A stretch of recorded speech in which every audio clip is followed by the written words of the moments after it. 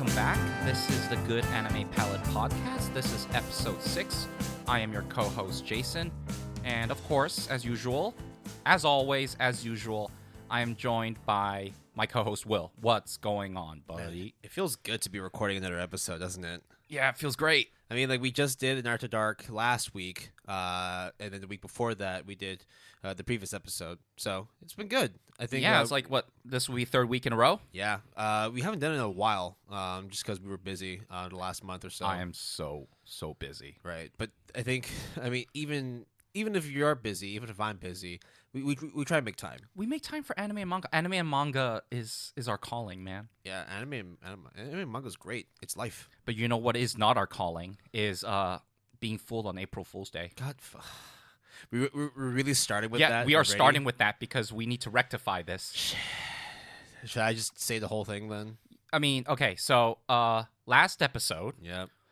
in the news section, or there wasn't any news section, but there was a slight news section where Will talked about Stone Ocean Yep. and how there was a leak or a rumor that we won't see anything about it until 2025 due to some copyright issues in regarding to the power of a character. Yeah, so just in case you didn't tune into the last episode, which you should, by the way, because it'll get you the full story, Stone Ocean is the 6th part of the JoJo's Bizarre Adventures whole universe, and it's one of the long-awaited parts in which we've been dying to see an anime adaptation. So, got a leak, supposedly, that this was not going to come out until 2025. And all our friends bought it, including you. Yeah. I bought it. Yeah. A couple days later, there was an official announcement that it was going to be animated and it would be coming out in the next year or so. Yeah. And it turns out that the leak might have been a purposeful plant for an April Fool's joke. Yeah. The timing was too apt. It was just perfect. Yeah. Fucking damn it. Yeah. I was so like sure this was like well, you know, us JoJo fans, we've been waiting for so long for stuff anyway. Oh, so, we can like, wait longer, right? Yeah, it turns out that maybe JoJo fans aren't exactly we're probably one of the most gullible when it comes to anything. Well, you guys are. I'm not a JoJo fan yet. Yeah, JoJo fans, like, we're definitely one of the more gullible when it comes to anything JoJo related. But also, what is gullible is if you could advertise a certain Bluetooth speaker product with anime, it turns out that it can sell like hotcakes. Will. Yeah, dude. Okay, I told you about this. The listeners, this will definitely be the first time you heard this. I find that story hilarious. Let's go.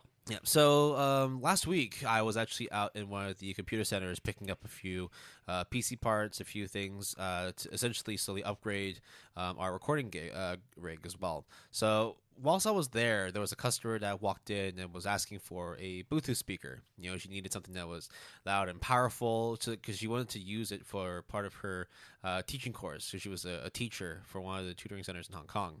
And one of the sales reps decided, hey, okay, I'm going to bring out this speaker. I'm not going to name the brand, but let's just say it's a very, very powerful Bluetooth speaker. And she was like, is it loud? How loud is it? I want to test it out. So the guy's like, okay, sure, no problem. Gets his phone out, connects on Bluetooth, puts that thing on full blast. I'm on the other side of the store, but even I could hear it in full force. He was playing the second season of Attack on Titan's opening. It was Sasageo, which is the second season. Isn't it third season? It's either I think it's second. Oh, season second two. season. Yeah. Yeah, where everyone starts putting their hands on their Like hearts. Sasageo, Sasageo. Okay, yeah. Don't. Yeah, no. So the whole song was just blaring in the shop, and immediately the woman's like, "Yep, sold. Okay, definitely gonna buy it. Cool, done." Oh, it's so good. It was so good, but like, and then you recorded like a 10-second clip and send it to me, which Yeah. I was like, "There's no way this could be true," and then it was true. It was true. Yeah, but that's not where the story ends. So after she, the sales rep puts the speaker back in the box in the original packaging, brings it up to the cashier, to essentially, get everything paid off, get the receipt, and then she starts walking out. He gets back on his phone and is like, hey, guess what song I was playing? He shows the other reps he was playing, not realizing that he was still connected to the speaker's Bluetooth. And as she was walking down the corridor of the computer center, you could just hear Sasageyo. Yeah. Just like she's echoing as she was leaving, and she just started freaking the fuck out. Oh god. It was Well, a yeah, shame, because the Titans are after her, man. yeah, dude. Yeah, it was just amazing to see that like in first person, like literally just sitting there is like, if this is how you sell your products, dude, props to you. Hey, welcome to Asia. Welcome to Hong Kong. This is how we do things. Yeah. Speaking of which, I mean, it's Attack on Titan too. Yeah, of course. Yeah, we can talk about that again though later on because we already know that if you haven't been listening to this podcast, you'll know that we're pretty much caught up with the final part of Attack on Titan. Yeah. Waiting for part 2 of the final season. So yeah, let's see what happens in the last. I know Jason's a little bit further ahead than I am. Yeah, in terms of the manga, yeah. Yeah. So yeah, but yeah, I think that's pretty much the day in the life of Will, the anime fan. Yep. And in the life of Jason, the anime and manga fan, schoolwork has been kicking my fucking ass. But hey, we watched a lot. Actually, we watched quite a bit. Quite a bit. I mean, I'm not going to talk too much about the seasonals from the last season, just because I've already went over them. But yeah, I finally managed to get around to finishing, the first part of Attack on Titan final season. Finish the Stone Wars for Dr. Stone, as well as finishing the anime for Jobless Reincarnation. So those are all Mushoku really good. Tensei? Tensei. Those are all really, really good. You haven't started it yet? Please get started soon. You mean like me, right? Yes, especially for you, Jobless Reincarnation. I think you Why? would really, really like it. Okay. I mean, add it to the list. Yes. Whenever you're gonna start it, I don't know. That's on you. All right. So, do you want to do the group what we've been watching together, or you, me, solo? What do you want to do first, bro? Well, I mean, on top of what we've been watching, I've also been watching something else on the side. yeah, sure. Let's start with that. You want to start with that? Let's start with mystery anime. Okay. So I already told you that this is actually a very accessible show. It's on Netflix, it's on Hulu, it's on Amazon Prime, it's on Crunchyroll, it's on Funimation, both in sub and dubbed glory. Wait, that's So everything. literally everything. Okay. It's not hard to find this. It's very, very popular. It was popular back then, Okay. and it got rebooted back in 2019. Okay. If I was to say the Chinese Zodiac with that, Oh no. Okay. Yeah. Sure. All right. yeah, So you watched Fruit Basket? yes, Is it good? I love it, man. It's pretty good, right? Fruits Basket is actually really good. So here's the thing: I legit had no idea what the fuck Fruits Basket was about. Oh, okay. Also, sorry. The third season, which is the final season of the remake, is currently airing this season, And it's hot. and it's like hot, not hot garbage. In fact, it's the opposite. It's hot cakes, right? Yeah, on my anime list, the rating for it right now is an 8.75, 7.4 or something like something that. like that. Only to be outdone by Another show we'll talk about in a yes. couple minutes. So yeah, I decided, you know what, like it's on Netflix. I have a Netflix account. I also have a Crunchyroll, but it's just easier. I mean, just yeah, to- you said that your younger sister has an Amazon account too. she also has a Disney Plus account. Yeah, so, there you go. You have yeah. everything. pretty much everything. So I really like it. It's wholesome. It's definitely a change to the stuff I've been watching and It's reading. more of lately. my show than your show. Yeah. But I think it's good. I think it was also because, well, to be fair, it was like I actually started watching this right after we finished recording episode 5. Oh, really? Yeah, so Okay. but I mean, like I haven't been, because there's actually a lot of episodes, right? Like both season 1 and season 2 are 25 episodes. I don't know how long the final season is, but I just finished season 1 2 days ago. Yeah. So Who's best boy? Who's the cat again? The cat Zodiac? Oh, okay. Yeah, because I mean, like I like tsunderes. I like tsunderes and yanderes. So I like the rabbit. Okay, Usagi. Yeah, and I also like the boar, the pig. Okay. Yeah. Do you remember the cow? Yeah, I do remember the cow. Cow's great. Hilarious. None of what we're saying right now makes sense. It's because, okay, look, when I first got into Fruits Basket, I legit had no idea what to expect because I literally just thought, oh, this is just about fruit, right? This is about like a family that sells fruit. Oh, it's like some sort of romance thing No. that had like a remake from ages ago. Turns out Fruits Basket, the reason why it's called Fruits Basket is because it's based on a children's game that they play in Japan. And that actually has nothing to do with fruit. Has nothing to do with a basket, but it does explain the characterization of one of the characters in the show. So it follows the adventure of a young girl, a schoolgirl named Toru Honda, and she's had a pretty tough life. Yeah. But then she comes across a family which has been tied to a zodiac curse. The Soma family. Yeah, and she'll meet like every character there, whether they're tied to like being like the rat zodiac, the boar, the cow. A lot of them haven't been revealed yet, but I mean I'm only in season 1, and there's like another 25 episodes plus however many there are for the final season. Oh, they'll all be there. They'll all be there. One of them was really weird. I do want to talk to you about it. It's a bit of a spoiler, so I'll talk to you on the side about that. Sure. It's about a specific animal, a specific aquatic creature. Oh yeah, that was pretty good too. Yeah, but I like that. But why did it show up? Is not. I'm not gonna tell you, but okay, all right. No, I mean I'll tell you off air, but yeah. Okay, cool. I like that one too. Yeah, that was a good one. So that's my secret. No, I mean, like, I'm not like trying to spite you anymore. I'm not trying to like say, oh, like I did a thing. And Right. this thing is I mean, awesome. I think like we're calling it a truce. I still think the mystery anime thing is a pretty fun thing, but we shouldn't overdo it. Yeah. Like I did. Really, Yeah. to be honest. To be fair, I mean, I did start it. Yeah. Okay. With Anohana. Yeah. That was. Ooh. Had you watched it yet? Nope. Oh, come on, man.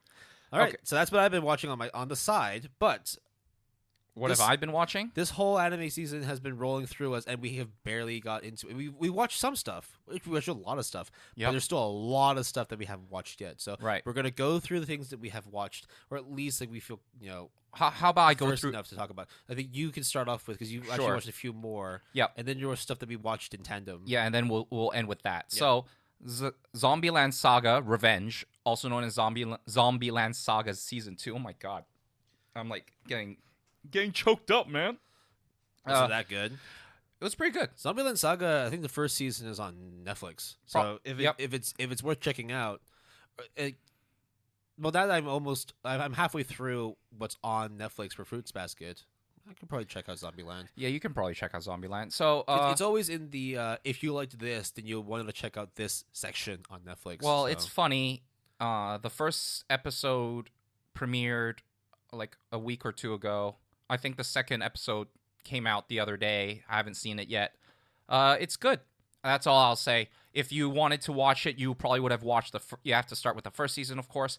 And if you watch the first season, you would You know know what if to- you want what to to watch the expect, second right? season or not. Okay. It's just good. It's just good. All right. Probably something I want to kick on then. Depending on how much more of this season I can get through. Right. The other thing that I would mention of all the things that I've watched is called Super Cub. At first, I thought it was called Super Club, but then it turns out to be Super Cub, C-U-B. It is a slice of life anime airing this season about a girl and her moped. And it is quite cute. The first episode's really good, I think. Very little dialogue, but I guess the actions and the art kind of speaks for itself.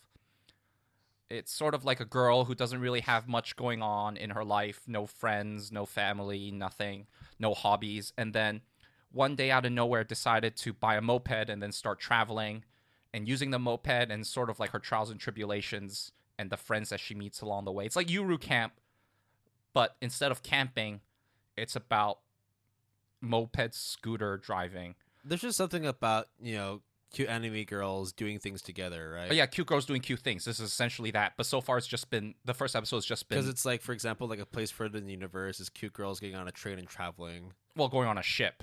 Well, okay. Yeah, there's a ship. Yes. I remember the first episode there was a train. There was a train because they meet. Yeah. Okay. They meet at the port to go. Yes. Okay. Yes. There we go. I'm stuck on episode 2 right now. Oh my god, you got to get on that train, bro. It's so highly rated, but it's one of those shows where it's like, please show me why it's so highly rated. So I'll get through it. I'll get through A Place Further in the Universe. For those who have watched A Place Further in the Universe, there's a scene involving a laptop that I'll never forget. Okay. I'll just say that everyone who's watched it knows what I'm talking about. And if not, then it's on Netflix. Then it's on Netflix. The other thing that I have been reading, actually, that a manga that actually got an anime announcement Wednesday, so a couple of days ago, because we record on a weekend. Yeah. A lot of stuff is announced, a lot of adaptations, but this one stuck with you. Yeah, because I actually read it, which was called My Dress Up Darling. Is the English name. I think 3 volumes are out right now. I think there are like 7 or 8 volumes out in Japan. And it's about essentially, what do you call like couples who like, or not really couples, but like a girl and a boy who have very different lives and different personalities, but they kind of get together. I don't know. What's it called? It's like a gal-gairu like relationship. You know, like the Hokkaido. Yeah. What's the name of that? The Hokkaido girl. Hokkaido girls are super cute. Yeah, that's the one that it's in Jump Plus, right? Yeah. Yeah. So it's essentially about a girl who is very, I guess, popular and good looking, but has a closeted obsession with cosplaying and anime and manga.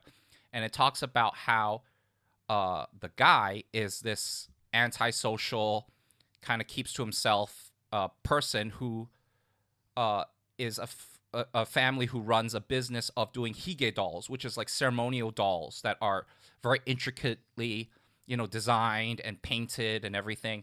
And it talks about how this guy and this girl kind of pair up. Not like they're not together yet, I guess, but they pair up and he designs cosplaying costumes for her, and they're sort of their relationship going forward. It's pretty cute.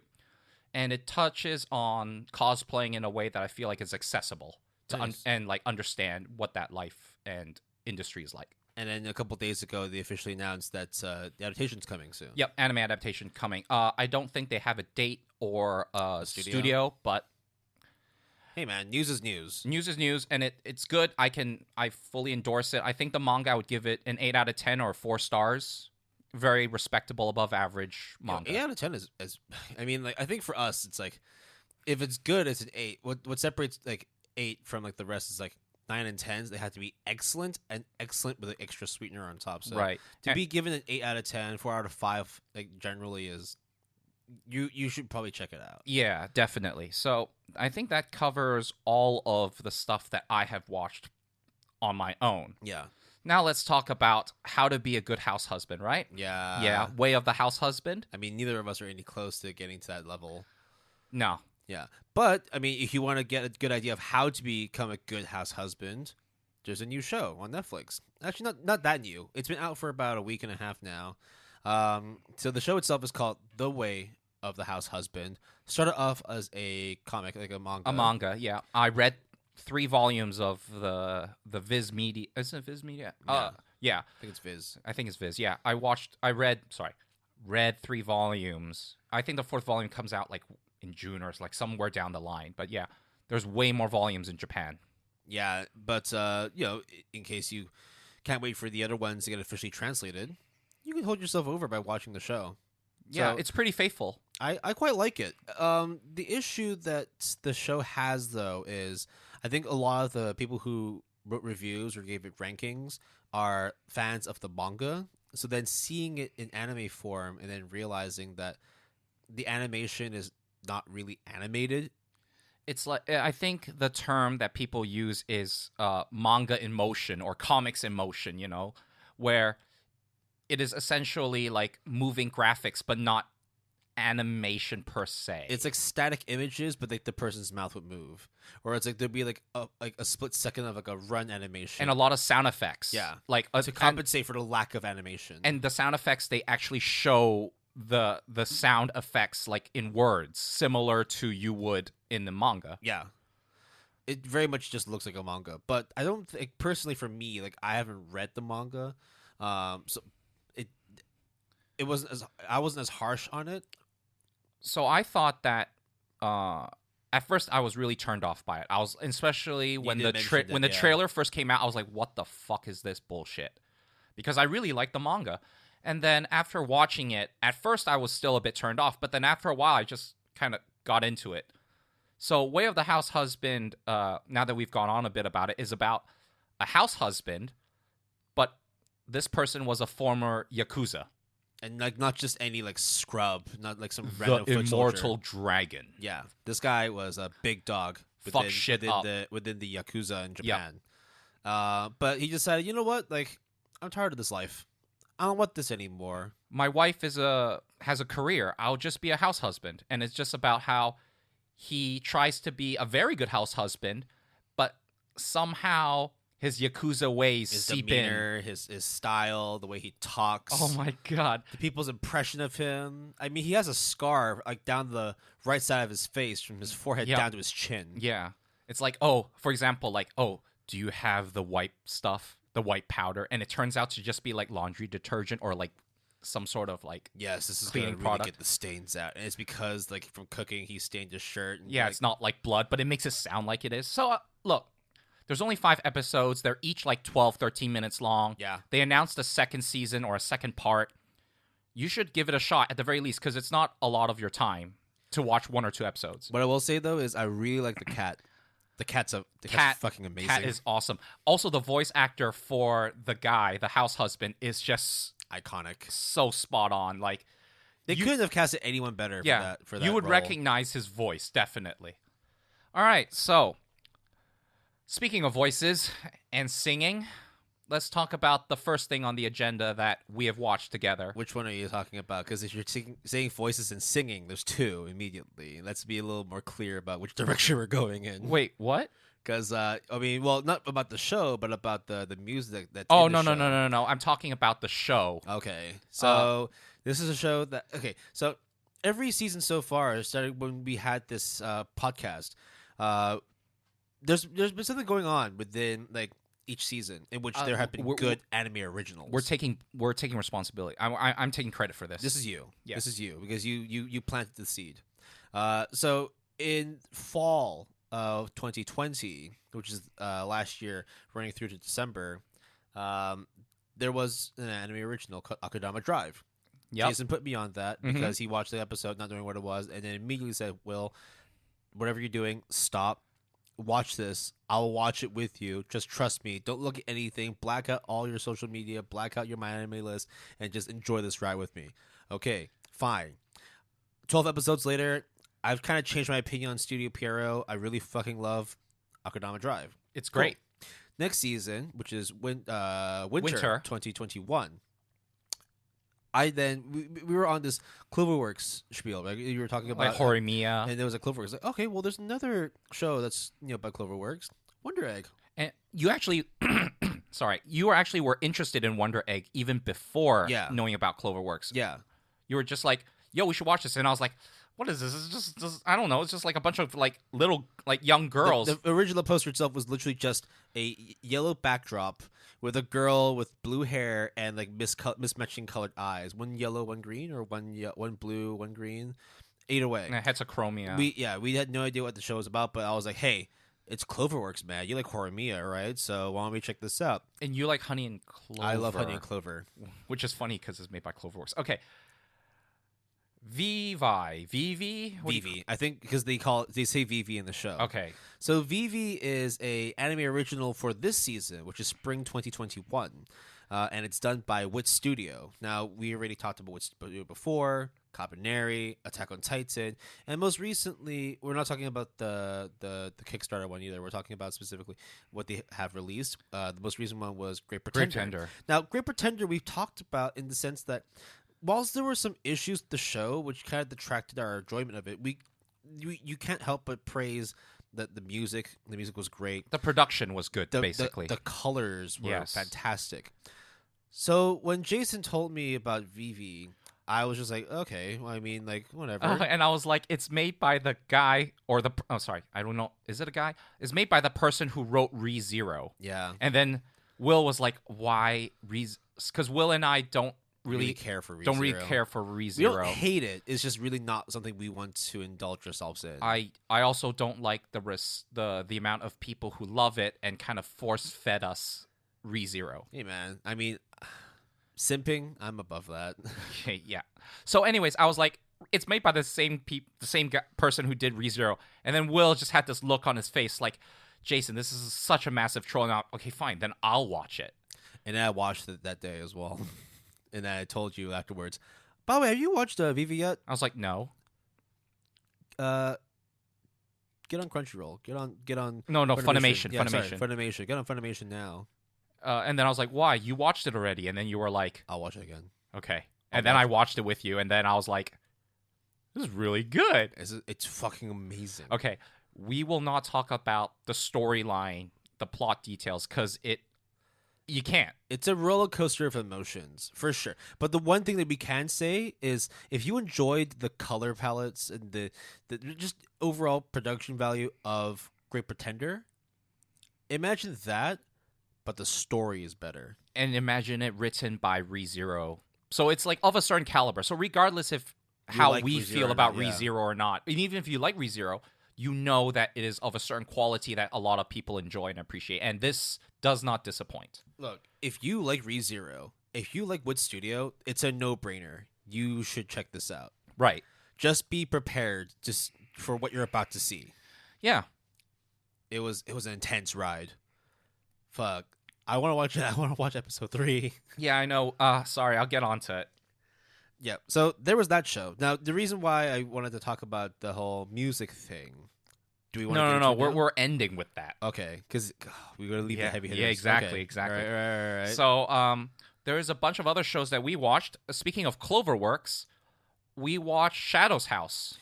Yeah. So Shadow's House Is based on a manga. This was also me as well, right? I was Yes. like, we should check it out.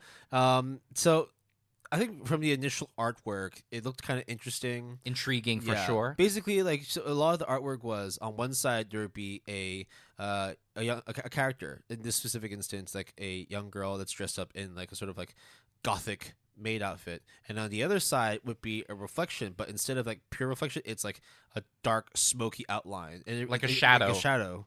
And then there were more reveals of more shadows in the house, hence being called Shadow's House. We watched episode 1. I quite liked it. I think Will wasn't too hot on it, right? Will? I can see it growing. I think it's just for me, like, you gotta show me more, and I think that's what they'll do in subsequent episodes. I think it's just the lack of any like stimulus was just like, I don't know where this will go, and like they really have to do quite a lot to pump things up. But I mean, again, I think it's not meant to be one of those like action like fast paced shows anyway. Yeah, it's a very slice of life kind of character drama, Mysterious. with like mysterious and intrigue. So we'll see how it goes, and we'll report. I will definitely continue watching it. I don't think Will would, right? I mean, why not? I mean, it's still Cloverworks. I'm still fine with it. Now, on the opposite end of the spectrum, Yes. If you've heard me talk about my favorite anime, I'm sure I've probably mentioned Code Geass a couple times. I mean, I like Code Geass. Yeah. I didn't watch the retcon set Me of neither, movies. me neither. Just the original 2 seasons from ages ago. Yep, just like those two. First season, second season. That's it. Right. Do not watch the movies. But if you've already watched it and you want a little bit more of that Code Geass kind of feel, maybe 86 should be something you should check out. So 86 is based off of a light novel series of the same name. You can watch it on Crunchyroll. Oh, also, by the way, Shadow's House, you can find it on Funimation, I think. I don't remember where we watched it. I forgot. It was one of the streaming services. Yeah. So, but definitely 86, you can find it on Crunchyroll. And then it's essentially Code Geass Light, wouldn't you say, Will? There's just so many parallels between like the way the world is built. Like, look, so it's about an empire, right?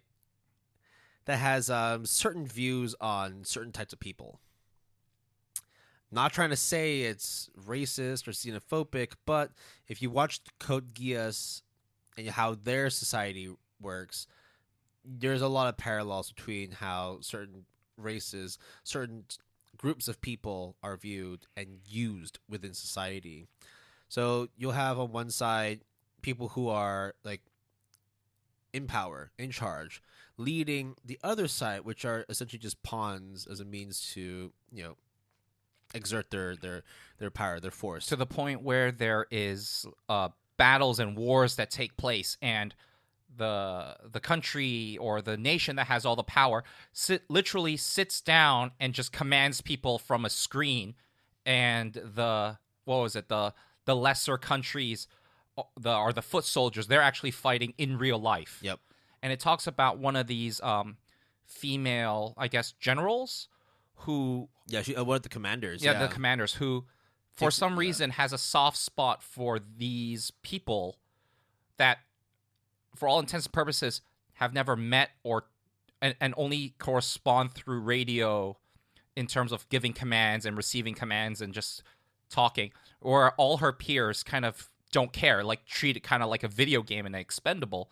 This woman chooses to care, basically, and then she gets reassigned to a unit that is kind of well known for driving a lot of commanders insane or quit or something like that. So we'll continue watching 86. I think it's okay, but I'm a little more hyped on it, but that's just because like they went in guns blazing. So of course it was easy to sort of see like where the show's gonna go. So right. I'm like, it's not like too far apart. Like I'm still gonna watch Shadow's House. You're probably still gonna check... Shadow's House is on Funimation. Okay, cool. So you actually confirm it then. So yeah, I'll probably still watch Shadow's House. You'll probably still watch some 86. Yeah, I think we will keep tabs on both those shows. Yeah, but so those are some of the shows that we have been watching. All right. One more. No, one more. Hige wo Saru. Oh, right. Which is a show that is on Crunchyroll. Yeah, Crunchyroll. And speaking of it's based on a light novel series, and it has one of those long titles, which is, the English name is I Shaved, Then Brought a High School Girl Home, which is kind of accurate, as usual, with all these light novel titles. Yeah, so in Japanese, it's Hige wo Soru, and then the rest of it was Hige wo Soru is like a shaved. And then the other part is Soshite Joshikose wo Hiro. So shortened it'd be called Hige Hiro. Right, because always with light novels, they have a shortened term and then the full title. So it's about this guy who is kind of just your standard like Salaryman. Yeah, working adult. And then one day he gets rejected by... He goes on a date, and then the girl turns out that's... a coworker. Yeah. He like says, "Oh, would you be my girlfriend?" She's like, "Oh, I thought you were just treating me to dinner. I'm actually seeing somebody. I've been seeing somebody for the last 3 years. I don't see you that way, you know." And then it's like it almost gets to the point where it's a little bit incel-y, where he's like, "I can't believe she like tricked me this whole time." Blah, but blah. To be fair, when you get your heart broken like that, like you would be a bit salty, wouldn't you? You wouldn't be like, "Oh, okay, cool. I'll just move on." Yeah.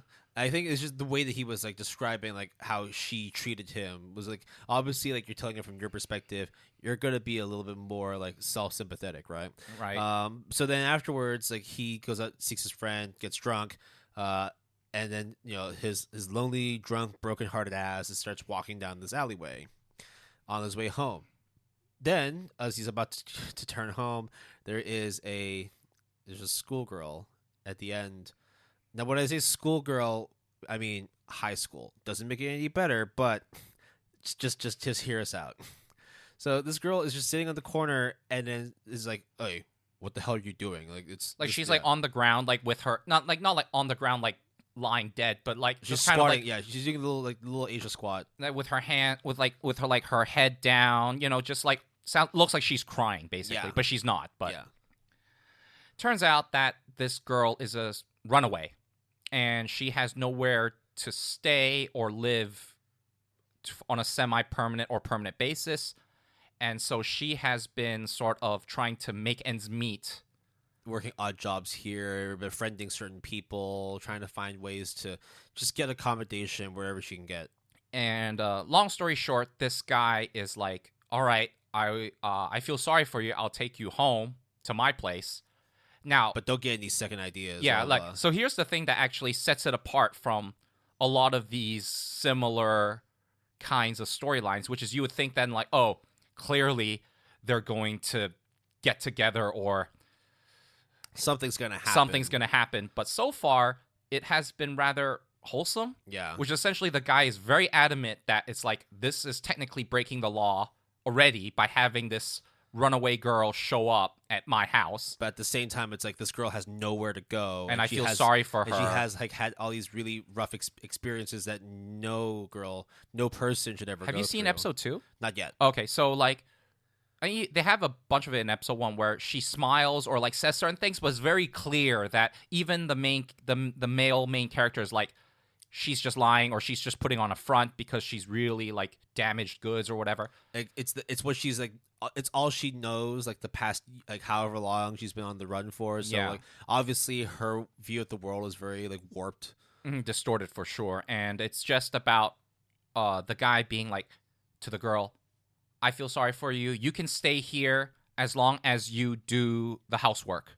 Yeah, as long as you cook for me while I go out and work and then come back, like, we're good. Yeah, it's like, hey, you got no job, right? Well, I have a job, but I also have no time to take care of myself, right? Outside of sleeping and showering, I have nothing else. So, like, I don't even shave. Yeah, that's... yeah, exactly, right? In the title. Yeah, and then she tells him to shave, and he shaves. And then everyone in the office is like, what the fuck's going on? What's going on, dude? All your shirts are ironed. What is this? Someone, you've been doing well at work, right? You've been actually putting more effort into work and all that. It's like, I guess so. And then like tells like the guy that he gets drunk with the first night that about like, hey, actually, like, there's a high school runaway staying at my house with no ID other than the school ID and her school uniform. We have to buy her clothes. We have to. Yeah, it's mad sketchy, but trust me, it's wholesome. It's okay. And it's questionable, basically. It's right? very questionable, but like it never gets to the point where like you see this guy like indulge in just little sick shit. It's more just like, this guy's like, this girl actually needs help, and the girl is pretty cute in terms of like their banter, the way that she acts. But she slowly understands. Right? It's like, wait, not all men like want this. Not all people treat me like this. Or you don't have to put on a front. Like, you can actually show me who you really are as a person. It's fine to be vulnerable. Yeah. So excluding the circumstances, the really questionable circumstances, it actually seems like a pretty interesting, wholesome show. Yeah. I think that's kind of what gets interesting, right? Or people are interested in the show. It's just that little bit extra when like, you actually get to the nitty gritty of it. It's actually just a regular wholesome show. I think there are like some romantic undertones, but it's too early to tell. And that light novel, I think, ended its 5th volume like last month, something like that. And officially, there's only 5 volumes of the light novel out. So I think I can't imagine this to have that many seasons. I think this might be the only one. Like 1 or maybe 2, or maybe like an OVA to end it or something, or an ONA, something. I don't know. It's doing well. Yeah, it's doing very well. I think the ratings on Mal were pretty high. It's almost an 8. It's like a 7.9. Really? 7.91. Okay. So yeah, I mean, as of this morning. Right. So it sounds pretty good. I think like it's one of those shows where look, it's not going to excite you. But if you want just something just to watch like after a long day, something a little more comforting.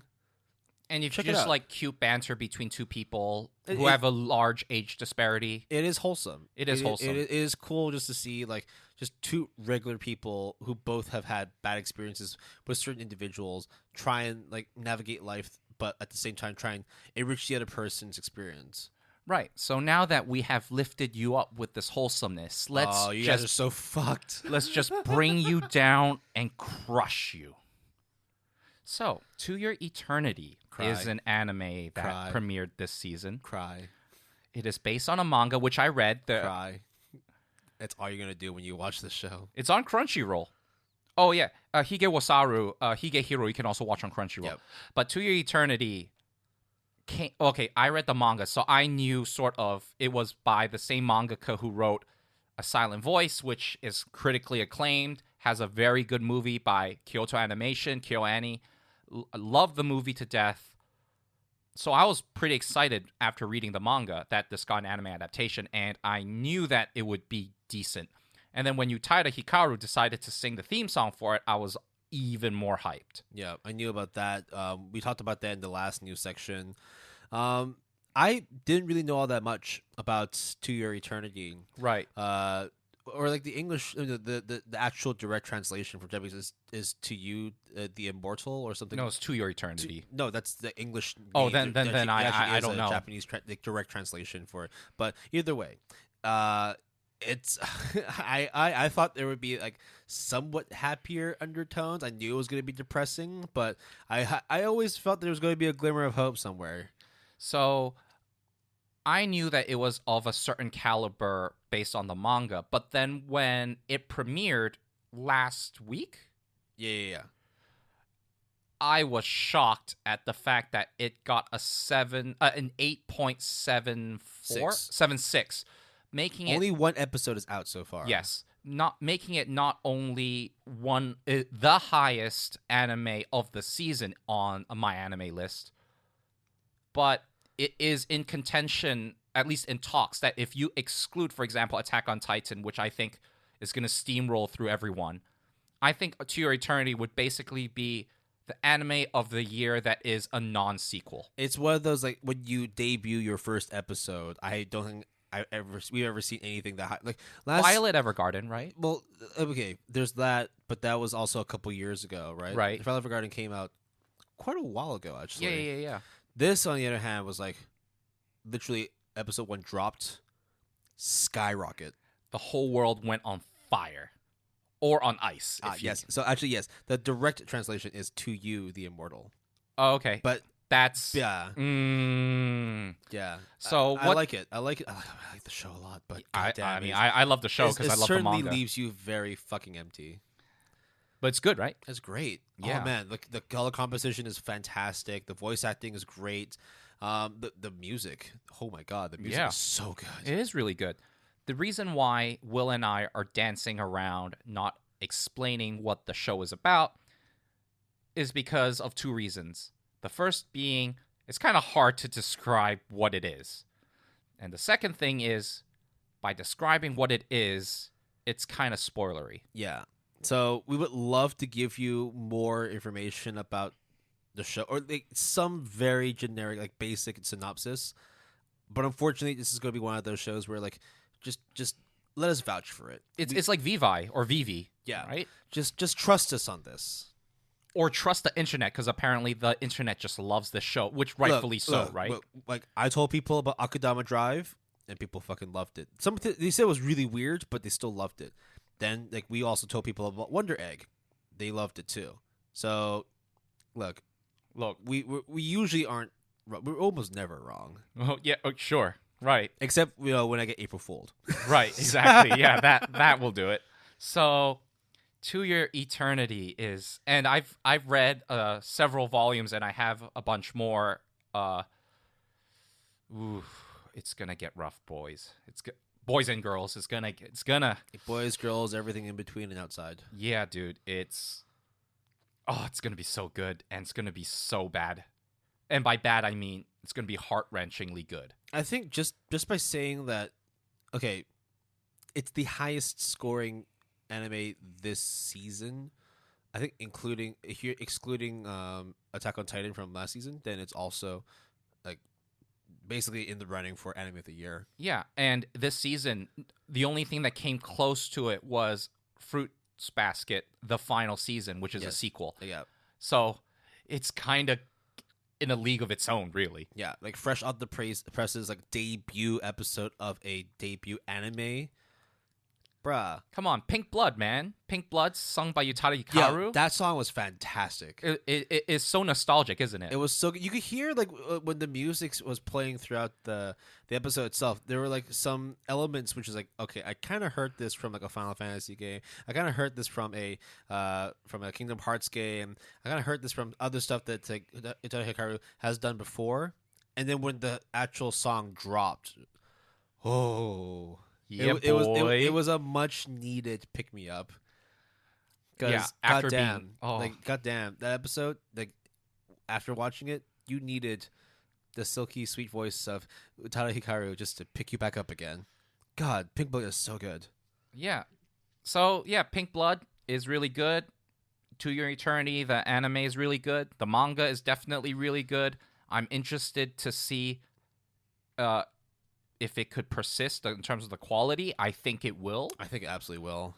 And I am not surprised, but I'm very satisfied and happy that it has received the attention that I think it deserves. Look, I think as with any show, like after only one episode and getting such a high score, like it should be expected if the score drops a little bit. Like if it drops down to like an 8.6 or an 8.7, like episode flat, that's fine. I mean, it happened to Attack on Titan final season 2.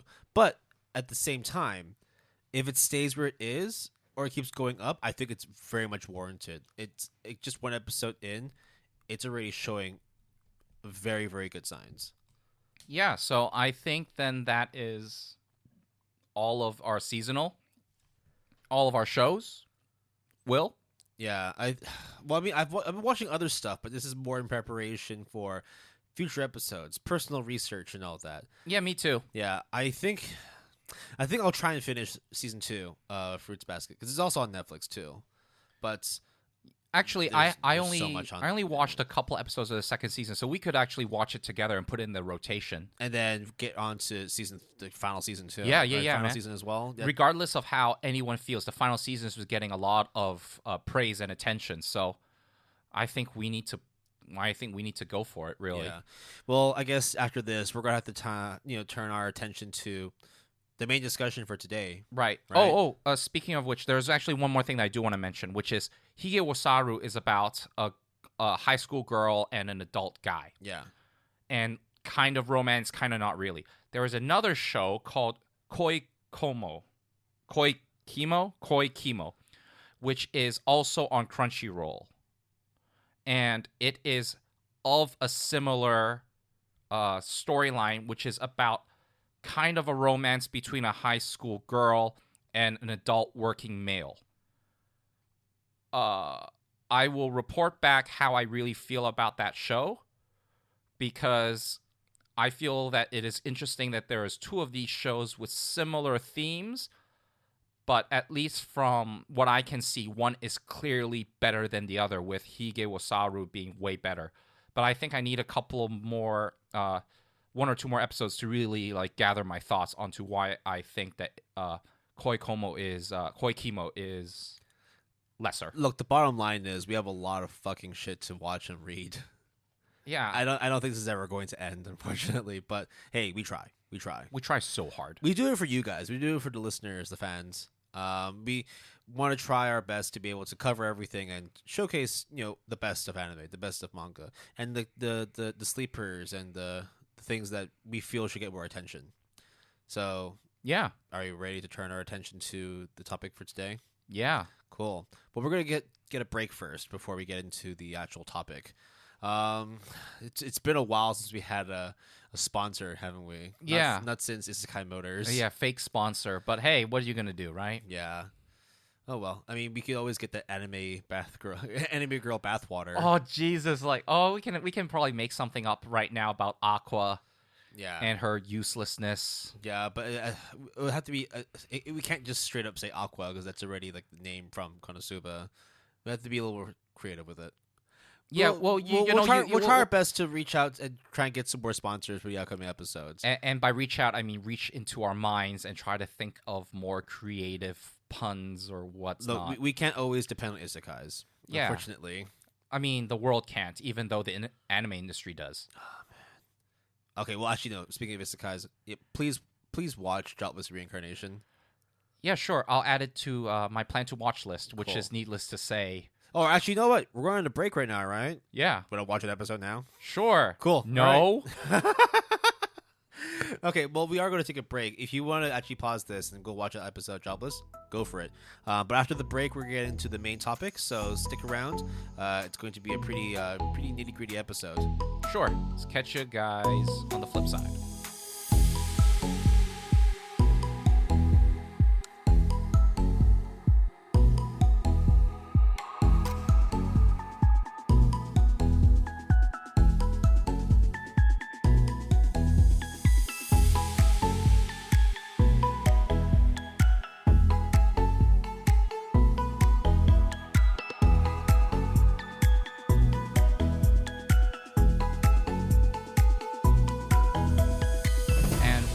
Back to the Good Anime Palette podcast. What's up, Will? How's it going?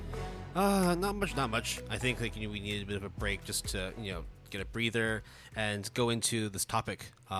It's a topic that I think both of us have had some experience with in terms of. Well, I mean, I don't know. Do you like video games? I love video games. What are you talking about? Do you like anime? I love anime. What are you talking about? Right. So I guess it makes sense that there's such a thing called anime video games or video games about anime. right. Yes. So let's talk about that shit, bro. Yeah, okay. Let's talk. Why are anime video games like mostly crap? Because they are established properties that fans of the series would buy instinctively without a second thought, so then they can cash in. They're just on cash grabs, basically. Yes. Okay, so we're done with the we're done with the episode, right? All right. All right. Well, guys, catch you next week, okay? Yeah. So music credits starts with. Shut okay. up! Stop it. Okay. Now let's just bring it back a little bit, because in terms of anime video games or video games about anime, I think we had a fair amount of exposure to these kinds of games, kind of properties, right? We're going to be kind of stretching out what we consider anime video games or video games about anime. So as part of this discussion, we will also include things like Pokemon, right? Like, it started off as a little sort of adventure RPG, sort of like a creature capture kind of game, but then spawned out a TV series, and now it's one of the biggest, if not the biggest, sort of franchise in the world. Yeah, I feel like this topic of video games can be very, very broad, Yeah, it's like there are video games that are based on a manga or an anime. There are video games that are done in the style of an anime or a manga. And I feel like a lot of video games, though, especially the ones that we are very not so fond of and the ones that we deem as cash grabs, are generally the shonen's genre / the hot property of that time frame. Yeah, I've played a fair amount. Like, I've played several of the One Piece games. I've played some of the Bleach ones on my PS3 and PS4, and damn. I mean, look, okay, they're not like utter garbage. Like, I've definitely had fun playing them, but I also felt that it wasn't a very enriching experience, in the sense it's like I already read or watched the manga and the anime, and then playing the game was just like just a further extension of what I had just seen, except that I'm mashing buttons and progressing the story on my own time. Yeah, that's all you, buddy. Like, those story third-person action video games, I just don't bother. Yeah, I think it's just because I like Bleach. I like Naruto. I like One Piece. Like, these things should be fun, right? So of course, look at that. There's a bargain bin full of these games. Oh, it's like a 100 to 200 Hong Kong dollars, which is like 15 to 25 bucks US. So it was, I figured, why not pick them up, try them, play them. I managed to get 10 hours of game time out of it before I finished the game, and that was it. I think of the third-person action variety, there was one that had a lot of potential, which was the Attack on Titan one. Yes. I did see a lot of streamers like the maneuver air gear to make it so that it's like you were, in the battles. And it looked kind of cool. Yeah. Let's just say execution, not so cool. It's, it's definitely... It's admirable job. Well, it's definitely trying to integrate what makes the series wonderful, right? Like, of course, when you're talking about shows like the games like the Dragon Ball fighting games, or the Bleach and Naruto adventure RPGs, like, they just require you to mash about a couple buttons. They're like almost you're pretty much hack and slash at this point, and then you power up to a point where you can raise your chakra levels, or you can go full Bankai, and then you have that fucking 10-second cutscene just to see your super OP animation, and then all of the enemies get wiped out, and you move on to the next part, and that's you see that shit 10 times in a row, and you're like, so there is a bunch of Naruto games called Naruto Shippuden, I think Ultimate Ninja Storm. Yeah. And there's specifically a versus battle mode where you pretty much have all the characters at your disposal, and you play essentially kind of like an action fighting game equivalent. Right. Like, for example, you wanted to revisit the Gaara and Rock Lee fight? You could do that in the game. Or just do an actual versus battle and just pick and choose who do you want, like a what if scenario. And I play a lot of that with a bunch of people with Naruto Shippuden at the time. Yeah, I didn't have as much exposure to that one, but I mean, you could. It just looks like any other fighting game, though. right? Yeah, you're not wrong in terms of 3D fighting game. Yeah, but it was just cool to see all the different what do you call them, like moves, everyone's ultimate move and stuff like that. So it did have some novelty, but the longevity of it didn't stick long for me.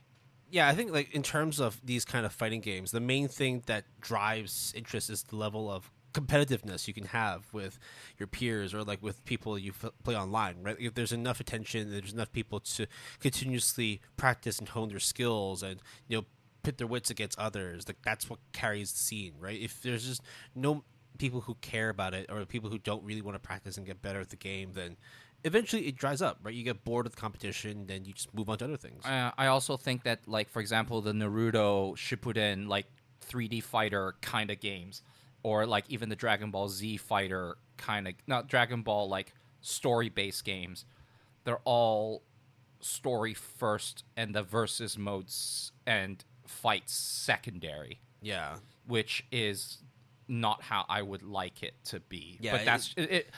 Again, it all comes down to it's a cash grab, right? I mean, like the story, the plot of the games, it's just basically like just rehashed from the anime or the manga. Exactly. So like it's nothing new. It's just you're just seeing it, and now you get to determine the outcome. And if you lose, you just try again until you progress.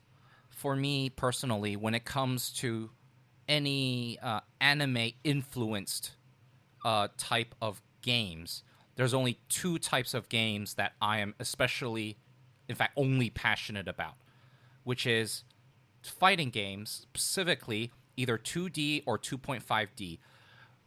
And for those who don't know, 2D fighting games is on a 2D plane, so think of your Street Fighters, that kind of thing. Like the Street Fighter 2 Alpha. Yeah, or like it's just King of Fighters. It's just in 2D. But then 2.5D is essentially still you fight on a 2D playing field, so you can either only go horizontal. Yeah, left, right, up, down. Yes, but the models are done in 3D. So if you have exposure to it, that would be like Street Fighter 4 and onwards. Yes. And then you have your regularly like actually, drawn. no, there was like an earlier one too. Was it Street Fighter 3 Strike or one of them? Third Strike is not is sprite based, not Okay. polygonal based. Right. Okay. Yes, if that's what you're asking. Yes, that's what you need. Yeah. I know an absurd amount of stuff for fighting games because I love playing fighting games in general. Yeah, I mean, I like Street Fighter. I like it a lot, but like I mainly played Super Nintendo's Street Fighter 2 Turbo. Yep. And I remember then that. afterwards, Okay. Street Fighter 4. Right. So then the other, I guess, genre of video games that I play a lot that has anime or anime influences is, of course, JRPGs. Yep. The Japanese role-playing game. So, yeah, which is obviously role-playing games of the Japanese variety. But it's like it's very different, right? Would you say it's very different from the traditional RPG, or is it just because it's stylistically different? Like I just think it's the anime thing of it is from Japan, so you call it Japanese RPG. There are definitely like certain traits that stand out from, let's say, like your like fantasy, Western fantasy, Lord of the Rings, Dungeons and Dragons based role playing game versus your, role playing games of the Japanese variety that is basically anime. Yeah, I think. Look, I played a fair amount of JRPGs. I mean, when you say JRPG, I think it's hard to look past the big one, which is the Final Fantasy series. Yeah, of course. I grew up with that. Yeah, but I mean, like, which one was your favorite one? 7, probably. Mine was Final Fantasy 6. I get it. And then Final Fantasy 10. I like Final Fantasy 10. Probably would be my second favorite. Yeah, I like X2 a lot, and I know a lot. I really like X2. I love the well. dress spheres. I think a lot of people think I'm crazy, but I love the dress The spheres. combat system is innovative as shit, and I love it. I love it. I also think Final Fantasy 13 was all right. I thought it was really slow. Yes, but I thought it was all right. Definitely one of the weaker Final Fantasies. I thought Final Fantasy 15, which was the last Final Fantasy game I played, was... What did you end up playing, the Final Fantasy 7 remake? not yet, because I turned off and disconnected my PS4 because I was busy with schoolwork, and then I just never gone around to it. Yeah, I know a fair amount of friends who liked and enjoyed it, but for me, it's like Final Fantasy VII wasn't even like one of my top. Like, Oh, it is top for me. for me, it was still like Final Fantasy VI. I'm happy to leave it as is. I don't need to. I remake played it. Final Fantasy Tactics, Oh my god, that was War so of good. the Lions. That was fun. I really like with the Zodiac Stones. That was definitely actually probably third favorite Final Fantasy. Yeah, that was. I really liked that one. However, Will, when it comes to JRPGs, Final Fantasy was the series and the only series. But recently, there has been a series of games, JRPG games, that have dethroned Final Fantasy. You're talking Undisputed about champ. You're talking about the Shin Megami Tensei games, the series line, right? Well, because Yes, specifically the Persona series. you ever Because play- Shin Megami Tensei yeah. is a bunch of those. Did you ever play the original ones that came on like the Dreamcast or the Super Nintendo? I know some You mean of them. Persona 1 and 2? Well, I remember one of them was called Shin Megami Tensei Persona, And then there's like Devil Summoner. Yeah. But those are like not the JRPG. Those are like they're like a map based. Okay. And I know some of them were Japan exclusive, and some of them like took a while before they got like Western distribution. I'm specifically talking about Persona 3, 4, and 5. right. With Persona 4 being my most favorite JRPG and anime as well when it comes to adapting these video games, because Atlas, who designed, animated, and did the game, also with Persona 3 did a series of movies. I think there was 4 movies. Then Persona 4 had a bunch of animations where they had the original animation and then the Persona 4 Golden animation. Yeah, I think like And then Persona 5 as well. the Persona games like stylistically look more at quote unquote like anime style compared to Final Fantasy. You've never played, right? I've seen. I mean, like I've seen enough people play Persona 5. I know that there's people who play that shit like, Because- over and over and over to get all the different endings. That's me. Well, there's only like one perfect ending. Like actually, just chronological, like Yeah. canon-wise, there's only one perfect ending. But they actually have anime scenes inside the game. Yep. So it's not that far stretched to say, hey, maybe we should make an anime out of this. And guess what? They do that at least for every Persona series after 3. So 3, 4, and 5. The movies for Persona 3 were really good. Persona 4 I really like a lot. Persona 5 is pretty bad. Damn. Okay. But like, okay, so like, just taking this back and tying this back into anime, then, right? We talked a bit about Final Fantasy. We talked a bit about Persona. Like, these aren't necessarily games that are based on an anime, right? Would you say they're less so for Final Fantasy and more so for Persona? Would you say that it's more like anime inspired? I would say so, yes, because the thing is that there is no anime beforehand. Yep. They did make the animation version of the Persona games, but that is basically saying this is Persona 4 the animation. So it's the animation of Persona 4 the video game. This is Persona 5 the animation of the video game Persona 5. So it was very clear to me at least that the video game comes first and is the source, and the anime is like the distilled version of it, which is true, because how can you distill like 100 hours worth of a role-playing game into a 2-cur or sometimes even a 1-cur animation? Yeah. Sometimes I think we just need to be a little bit careful in terms of how we classify games, right? Like, for example, like there are a bunch of gacha games. There's also, I mean, the fact there's like Genshin Impact as well, which like it didn't have an original series to be based on, but like you can't help but see it's like this is fucking anime as fuck. Right. So what are gacha games, Will? Gacha games are usually mobile play. They're usually like on iOS, like on the iPhone system, or on Android. So these are usually free to play games. It depends on how you play. It could be like a tactical RPG. It could be like a card based game. It could be like Tower defense as well. And you always get like a set base of characters, right? You are like set base of cards or whatever it is to start the game. Now you could usually play the game as is and slowly progress through it, or there are other ways, which I said it was free to play, but that also means it could mean that it's pay to win, meaning that there is an element where you spend a little extra money on this game and you stand a chance of looting specific cards, specific characters, specific weapons, things that will help to progress your game. Or, maybe you, like, for example, with like Fate Grand Order, which is the gacha game for the Fate series, you just spend money to be able to collect certain characters. Like maybe you wanted Saber, but in red armor, like Saber of Red. Or you wanted Red Saber. Remember, these are actually two different people. There's Red Saber and Saber Red. They're actually two different people. You want to collect them? Spend the money. Good luck. Hopefully you do get them. They're called pulls, basically. Yeah. Like I'm going to do 10 pulls, which is like 10 attempts to get like one of the heroes. And usually with these gacha games, they have to, by law, tell you the distribution chances of getting a certain rarity of stuff. Now, whether or not you can get them, whole different thing entirely. Loopholes, right? Yeah, it's just like, hey, this is what it says on the can. This is what you're going to be getting. So look, it's like you want to get that S tier character, that 6-star character. Oh, that's like a 8.25% chance compared to like a 50.25% chance of getting a 4 to 5-star character. But that being said, one of the more popular gacha games that I know, which is called Girls Frontline, which is a tower defense game, they actually have an anime incoming.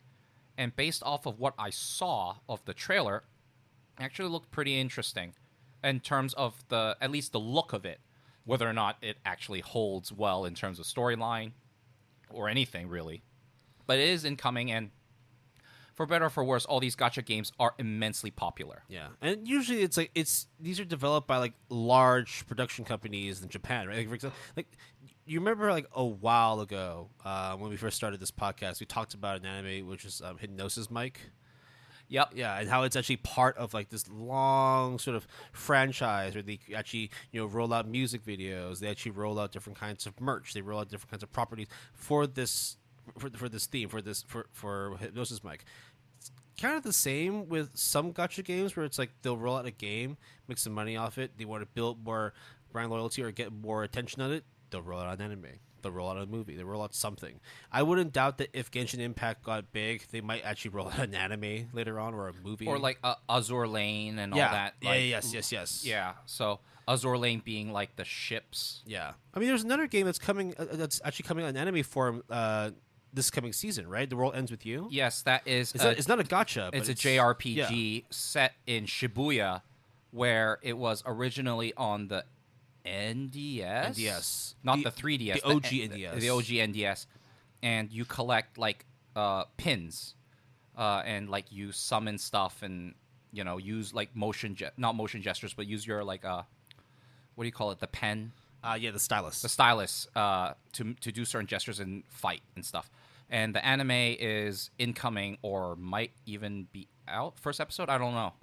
But I will check that out and I'll report back for sure. Right. Well, speaking of games turned into anime adaptations. Oh wait, so there's several things I want to say first before go for we this, move. and now I'm gonna hit you with a pretty big question, but I'll hear what you have to say first. So the first thing that I want to talk about when it comes to JRPGs is that there are two games in particular that I feel that is worth mentioning on top of what we have already mentioned. The first one is called Ni no Kuni.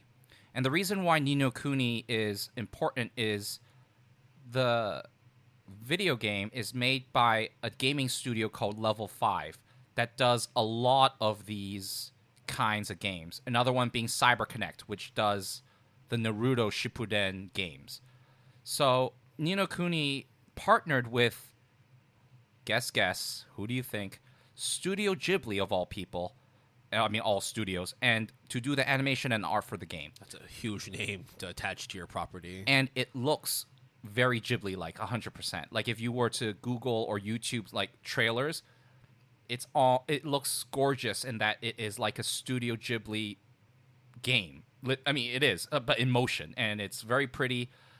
I heard it's kind of a grind fest in terms of the time investment is pretty high for like minimal gain, I guess. But nonetheless, it's gorgeous to look at. Yeah, I mean, when you have the property and then you have like the aesthetic front, which is Studio Ghibli, right? It's kind of like the Cyberpunk Edge Runners anime getting developed by and produced by Studio Trigger, right? So you would expect that there will be Trigger aesthetics, Trigger elements when the Cyberpunk anime finally rolls out. I think 2022 next year. I think so. Yeah. So I mean, we'll wait till next year to judge that.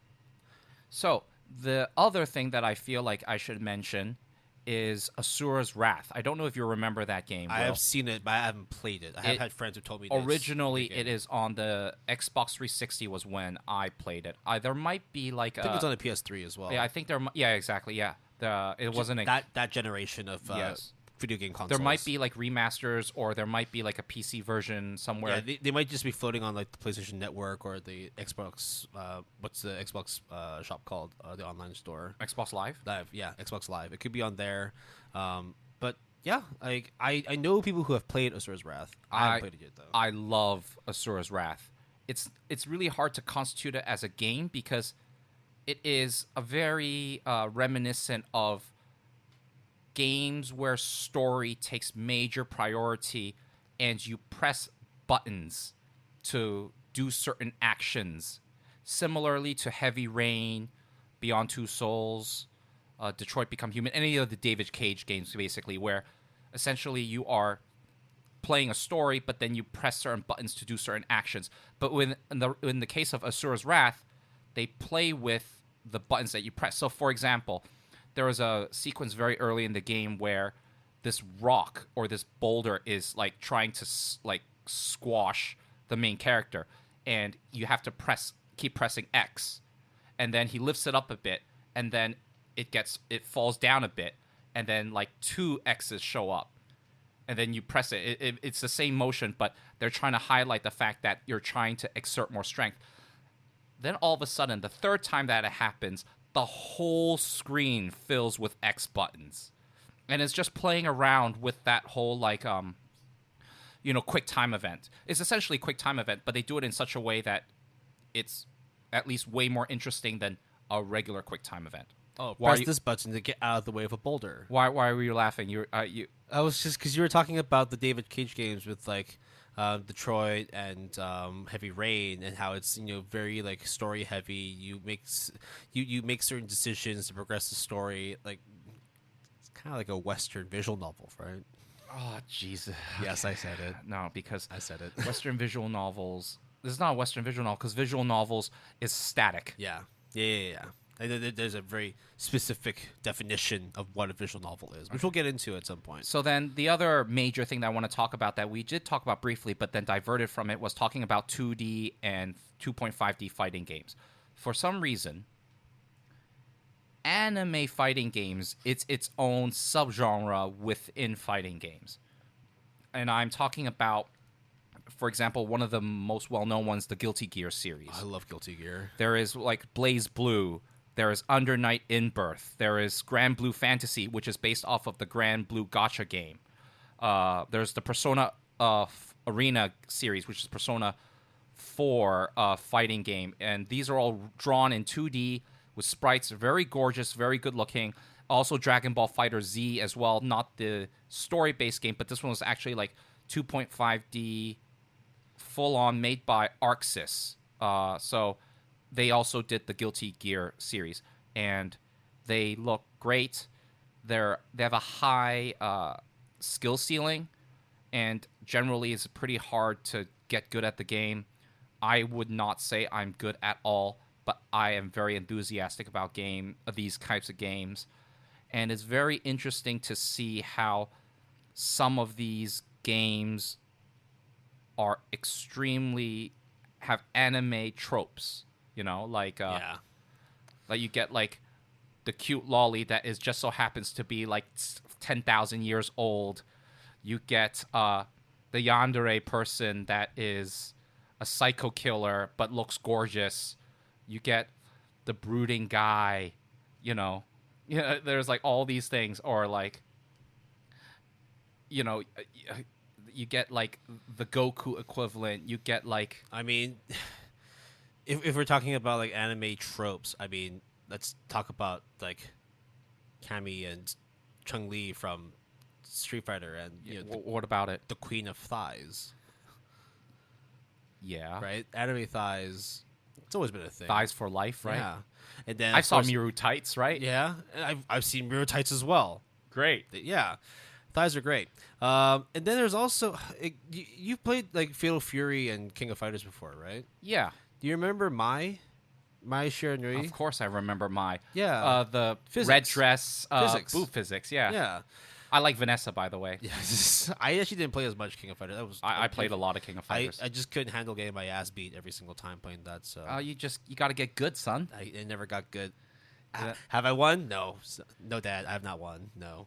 No. But those games, I mean, like you say that they kind of they definitely do perpetuate like a fair amount of anime tropes and trends. So our arcade games have always been kind of like central to Japan. Though. Like anytime when I was a youngin, right, going to Japan, like it wasn't just like I wasn't that into anime at that point. I think I was like 10 or 11. So going there, I was like literally, buying Game Boys and Pokemon cartridges and going to the arcade and playing games. Right, that was basically my childhood.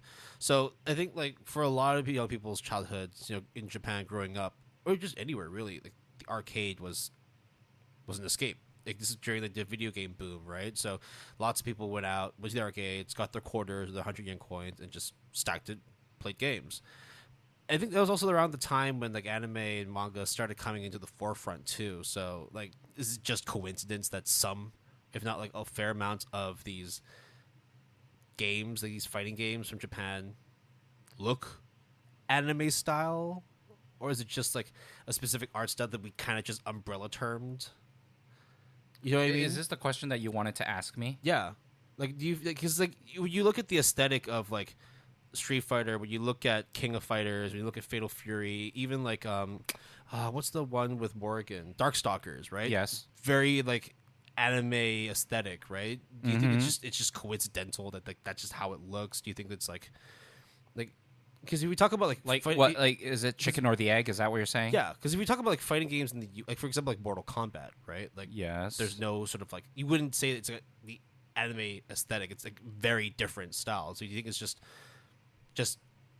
the art style at the time in Japan. Therefore, like this is anime, this is fighting. That's kind of how they look. Therefore, that's before there was 3D polygonal models, there was only 2D.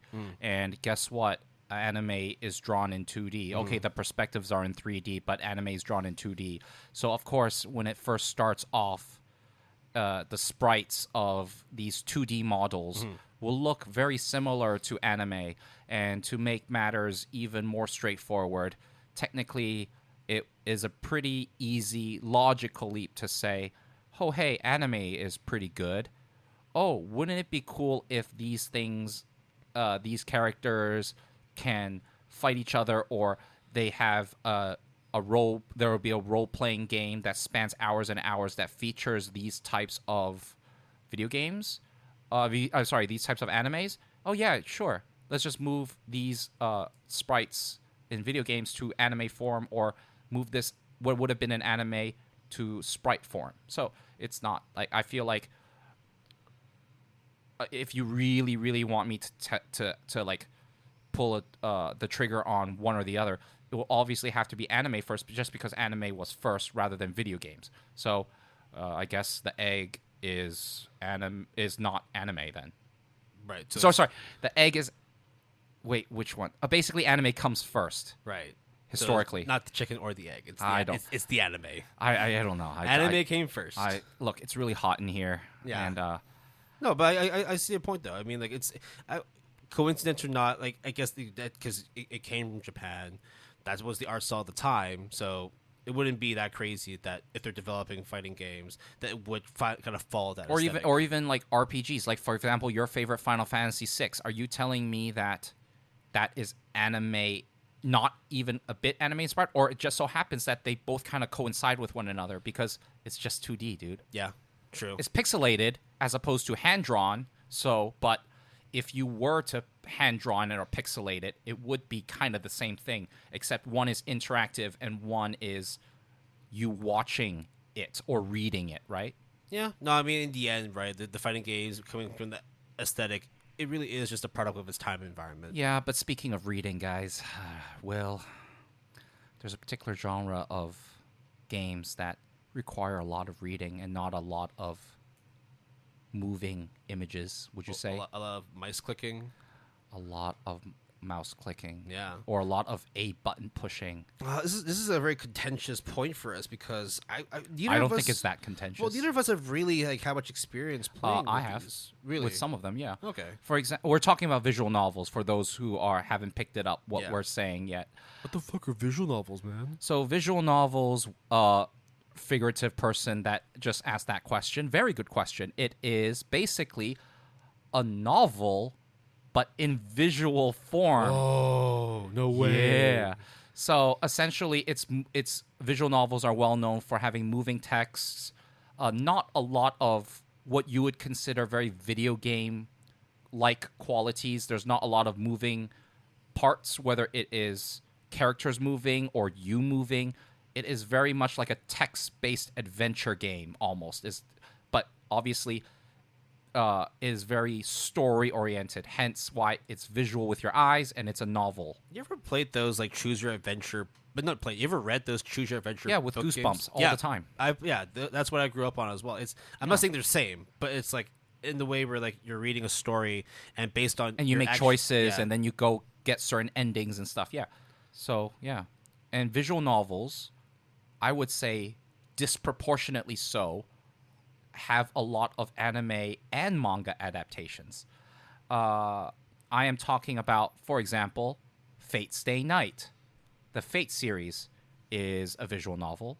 I'm talking about Danganronpa, which I have played, which has manga and anime.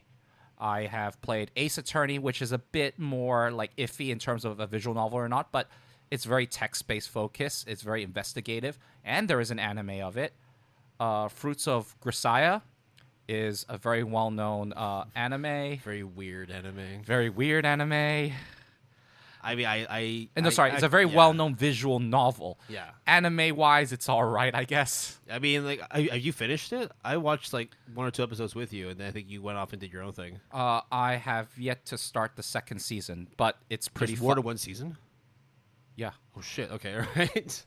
I guess it is okay, not well known, but it's definitely... There's well enough to basically get 2 seasons and a prequel movie in between. Right. And it's pretty fucked up, but hey, that's what you get in visual novels. Higurashi, of course, is probably the most well-known of the bunch, I would say. The whole Umineko series, yeah. Higurashi, When They Cry. Umineko is not Higurashi, No, though, but but it's they're related. they're part of the Yes, whole yes, universe thing, yeah. Just much like how like there's Steins Gate and then there's Chaos Head and Robotic Notes. Yes, and they're all Steins part Gate of the being- science world, Yeah, Steins Gate being one of your favorite animes, yes. which I haven't gotten around to playing the game. you don't really need to, right? It is on my. Well, I mean, it's one of those like, do I want to go full completionist and see every single potential route within the story? I mean, do I have to? No. Do I want to? All We'll of see. these that we just mentioned do have anime adaptations, and they range from being really well done to that's all right. With I think Higurashi being well done to the point that the 5th season of the anime just ended, and right away they announced the 6th season. So if something were to go on for 6 seasons, come on, it's got to have some sort of following to warrant that amount of sequels. I mean, Fate Stay Night. I mean, come on, there's so many. It's a huge property. I mean, okay, fine, yeah, like Studio Dean almost killed it, but then luckily, UFO Table came in. UFO Table came in, saved the day. Yeah, and now it's like, dude, they slayed it with Fate Zero. They slayed it with Unlimited Blade Works. And then now they have Tsukihime, which is the new remake of the Tsukihime visual novel. Have we talked about the trailer? On this? Yeah, no, we have not. It's fucking awesome. I know, it's made by UFO Table. It's In so fact, good. I told you about it, and you were like, yeah. And you didn't get around to watching it until, This like... is a fucking visual novel. Yeah, but I told you it's done by UFO Table. Yeah, okay. And that's when I was like, okay, fine, I'll go watch it. And it was great. Dude, you're right. Okay, cool. Thanks. So, I think visual novels serve as a very good source for anime adaptations. I think precisely because it is very story oriented, and because the graphics or animation is, other than, let's say, for example, like there is always like an intro one where it's very, very high budget, heavily drawn, but the rest of it is very static. So wouldn't you think, oh, seeing all of this in like an anime would be pretty dope? So guess what? There are anime adaptations. Yeah. Precisely for that reason. I mean, like, I haven't played Fate Stay Night, but I love Fate Zero. I love Limited Blade Works. I think Jason and I are going to get around to. Well, I don't know about you. I definitely will be watching the Heaven's Feel movies. Yeah, I probably will. Yeah, definitely. So yeah, finish the fight, right? Yes, I gotta finish every single path. Even though, a friend of ours keeps saying that if you want the full experience, you have to play the visual novel. I mean, which I get. Like, look, one of these days, he will have his time to shine here. When that day would be, well, he's got to do a lot to convince us to play the game. But hey, everyone deserves a chance to prove someone wrong. So there actually was another game that I did want to talk to you about. So I'm not sure if you've had much experience playing with them. So yes, I did. Fire Emblem? Yes. Okay. Not the recent one. I think it's called Three Houses. Three Houses, But yes. the ones before that, because I don't have a Switch. So I played the ones before them. So you played like the Fire Emblem and Fire Emblem Sacred Stones, the ones for the Game Boy Advance. Yes. There was also one that came out for the DS. GameCube. There was one for the DS, one or two. I played Advance Wars a lot. Advance Wars was solid. But that's not really anime focused. No, it's just it has anime graphics, I guess. Yeah. But it's not like Fire Emblem. It's a tactical RPG. RPG, yeah. It's really, really fun. Now, specifically with the Fire Emblem games, I mean, like, again, it's all sprite-based, done to a way that it does kind of look like anime, but like it's not so much like it's anime-inspired. Again, it's just the way it looks. And at least like my experience playing with the games, I loved them. They were really fun. I managed to beat both Fire Emblem and Sacred Stones. Permadeath? Or do you scum save? I scum save. Okay. I'm that kind of guy. I just know my limits, so I don't fight above my weight class. So I just put it on normal, and no permadeath. Permadeath is okay, or hard, but no permadeath. Yeah, no, I mean, like, of course, it's like I'm not going to be the kind of person where like I just cheat the game and then just like, oh, this is how that's I'm save scumming, though. Well, I mean, save scumming. No. Well, I mean, you're technically using certain things to your advantage. You're not necessarily breaking the way the game's supposed to be played. You're not cheating, but it's a loophole. I'm not playing it right, but am I playing it wrong? No. Exactly. I understand. You're in that little purgatory. But it's a dishonor. Space. It's not necessarily honorable. It's not dishonorable, but it's not honorable. Whatever. Fight me. It's like don't worry. I'm not. I save scum, so I'm not gonna fight you on it. But what I've noticed recently, and I'm not sure you ever played the Fire Emblem, the gacha game. We don't want to spoil stuff, right? Well, I don't think there's much spoiler. I mean, it's a gacha game. Yeah, what about it? Well, have you played it? Nope. Right. I don't play gacha games. Well, I didn't play it. FE Heroes, or I think it's called FE Heroes.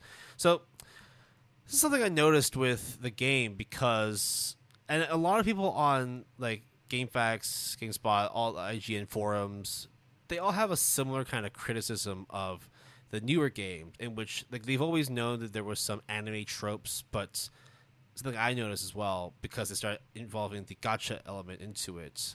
There's a lot of fan service. Okay. Like, what is fan service, Will? So basically, when you're trying to garner more attention from a specific part of your fan base, you will use certain methods to spike interest. Entice people. Specifically, in this case, having thick-thighed, big-breasted female characters so that men can simp on 2D anime waifus and spend more money to try and catch them all. And they managed to do that in Fire Emblem. So I mean, this is common practice. common to be fair. practice, yes. And with various levels of distastefulness. Yeah, I mean, there are some games where it's like that's literally just the game. So like, So it's you know what understandable. you're getting into. Right. If you're complaining, then why? I think it's just that there are a lot of like Fire Emblem diehards that are just like, we've always loved this to be like, a tactical masterpiece, from the olden days. It's a fun game, right? So then now you start adding all these sexually charged kind of elements into the game. Like, what are we playing now? People started getting tired of it. Look, I think it's just like, is it an anime-inspired game? In a way, like the art style for sure, but like some people feel like, like when you call it an anime game, like the anime tag, some people feel is just like a really shitty way of just sort of demeaning the art style, demeaning like certain changes they make to the game. I don't necessarily think that you should be calling it an anime game just to talk shit about it. Well, I think one of them. So previously we had a discussion about stigma of liking anime and manga, and I feel like it's unjustified and unwarranted. But sometimes I look at certain things that anime and manga have produced or inspired, and I look at this and go, the fuck are you doing, guys? You're not doing us any favors. And I have to say there are plenty of those examples when it comes to anime-inspired video games, or particularly there's one game that I will want to highlight, and that's all I will say because I think it's enough. There is, I guess, a first-person shooter game called Galgun. I think the full title is even longer, and it has spawned sequels. Do you have the full title in front of you? Is that what? So far, it's just saying Galgun, but there's like a whole series of them. Yes. Right. And you're asking me, Jason, why is Galgun? Okay. It is essentially, it looks like it's a shooting game. So it's like you go through a school in this case, or various, what do you call it? Like settings. And then girls show up. And your goal is to shoot the girls. But it's not actually violent. It's in some ways extremely nonviolent. In fact, it's very suggestive. Because the whole point is when you shoot those girls, they like flutter and like fall for you. They're called pheromone arrows. Yes. And then when you score like a particular like critical zone or whatever, you then zoom in on the girl and like it's like you tickle them and it's just like, what the fuck? It's literally the dude, bro, stop it. We get it. It is extremely, for me at least, extremely uncomfortable. Like, oh God. And then I see that and I go, people are like, "Oh, this is art. This is cultured art." And I just look at you and go like, bro, you just don't understand culture, okay? I was just like, this is just tasteful, like anime-inspired video games. You're just like angry for no reason. I want to be inclusive when it comes to anime and manga. But there's a motherfucking line, right? Like we get that, with gacha games, with these kind of games where like, yes, sex sells. You're gonna find characters that are thick-thighed, big-breasted, like sexually charged. That applies to live action stuff too. Exactly, right? Like in any movie, you're going to like, there's going to be like some young strapping lad, like muscular man. There's going to be like a hot redhead like superhero. It's just like, okay, damn, I can get that. Or with blonde that. brunette. We're Or not blonde discriminating brunette, here. or I'm just like using specific examples. Yes, but like we know that there's a reason why they do it. It's to garner interest. It's, like again, to entice. But with the whole Galgun thing. Like, bro, we know what the fuck you're trying to do. Stop it. It's extremely creepy. Okay, that being said, if you play that game, please do not tell me. I'm better off not knowing. If that is your thing, fine. Or hey, I think the more crazier thing is you should just YouTube it and just look at this monstrosity and be like, wow, this is what anime has produced. This game. Oh, sorry.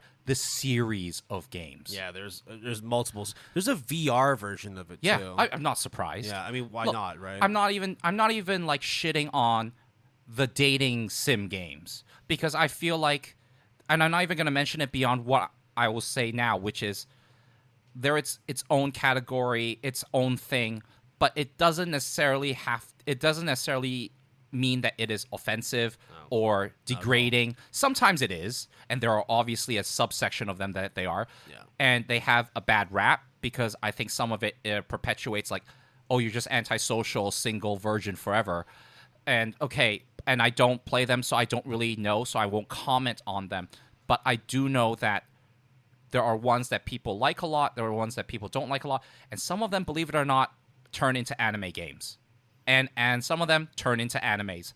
I forgot which ones because I just thought of this on the top of my head. Yeah, well, I mean, like I've seen like a fair amount of these sort of like fictional dating games that, like, I mean, you spend time on Newgrounds. I spent time on Newgrounds. I've played a fair amount of these when I was a kid.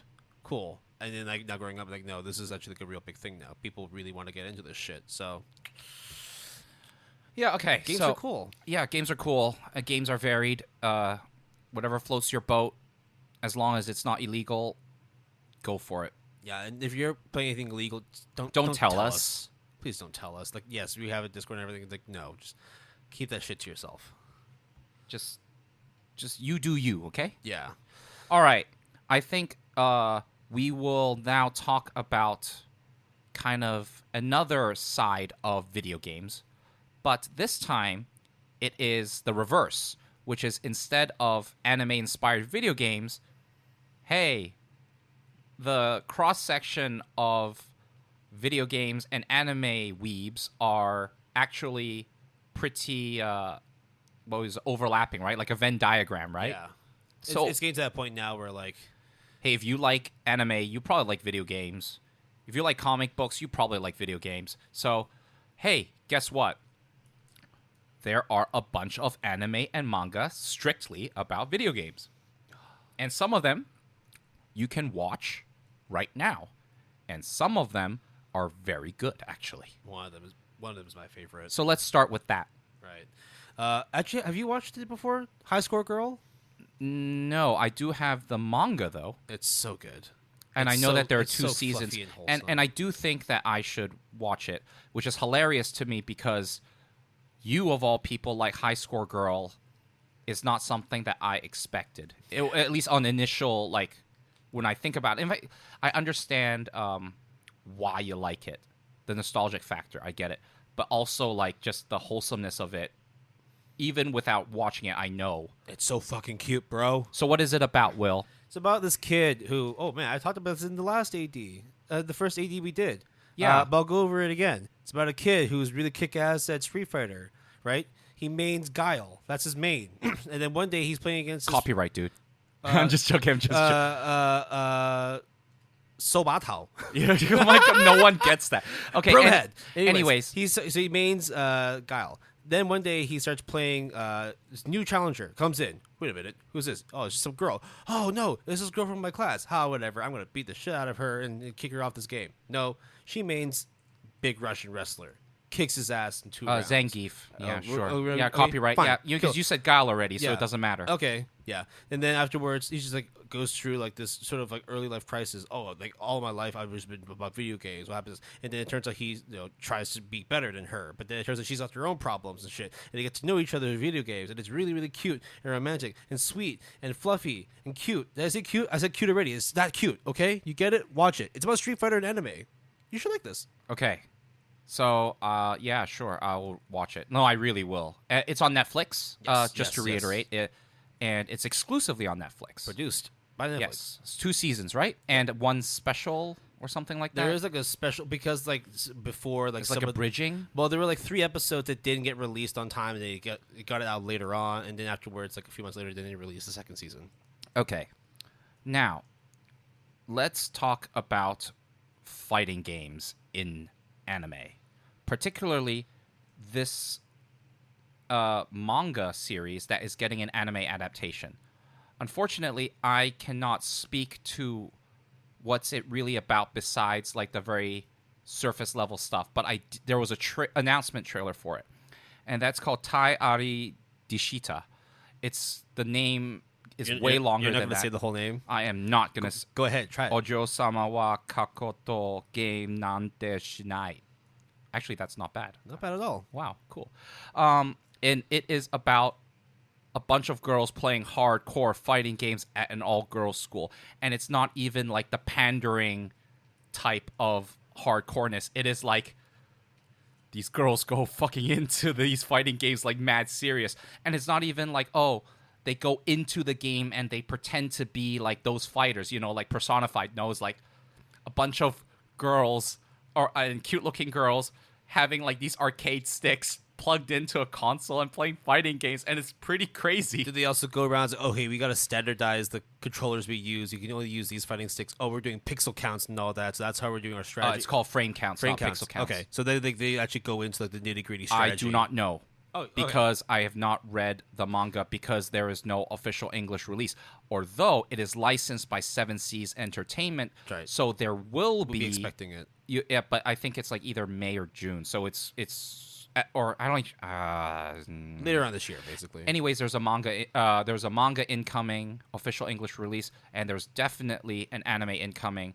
And based off of the announcement trailer, which is in Japanese, but you can get a feel of the art and what it's about just purely by looking at the art of it. It looks pretty cool. Now, there is a bunch of, I guess, romantic comedy drama type animes that are specifically about video games. I will start with the one that I vehemently don't like, which is called Gamers. And it is an anime that was produced several years ago. I should probably have this stuff out. But what it is it's set in high school, and it is about this girl who likes this guy. The girl is like one of the class idols who just so happens to really, really genuinely like video games, tries to start her own club. And, Gamers was released in 2017. Okay, it's not that long ago. Summer of 2017 by Pine Jam Studios. That's it. That's a new studio. Or at least I haven't heard this one before. They did Glepnir. So it should be good, right? Glepnir is also on Netflix. 6.8. 6.89 on Malgood, right, Gamers? Glepnir is on Netflix. Glepnir is 7.02, so Gamers is below. Glepnir broke 7? Yeah, 7.02. Fuck. Okay, Yeah. so that means it's good then, because it used to be a 6 point something. Okay, well, Gamers is a 6.89, so there you go, buddy. Look what happened, right? I dropped Glepnir's on Netflix now, and now its score is slowly rocketing up. Gamers. I dropped it after 3 episodes. It was unbearable because essentially the video game part is an excuse, and they insert video game stuff to sort of say, hey, we're hip and we're cool, but really it's about a rom-com between these two people. And if there is, it should not be called Gamers. It should be called Misunderstanding and Embarrassment the Anime, because this anime was literally using video games as an excuse and a gateway for clout chasing. Yes, yes, because there's like sections where like the girl is talking to the guy, but the guy is playing the video game, but the girl is asking the guy like a bunch of things like, oh, do you like me? And then the guy, or what are you doing later today, to sort of imply that she wants to ask him out. And there's a moment where she does ask him out, and he was busy playing the video games, so he said certain things that implied a certain thing, but he was only focused, or like, it's just dumb, dude. That's it. I just don't want to talk about it anymore. Basically, they used video games as a conveyor belt for stupidity. Yes. But the polar opposite of that is Watakoi. Love is hard for otaku. I do want to check that out. So there is an anime that was released 2 years ago. Oh, God. Why am I so bad at this? But there is an second OVA that came out several weeks ago, which is pretty interesting. I know what's it about based off of the trailer.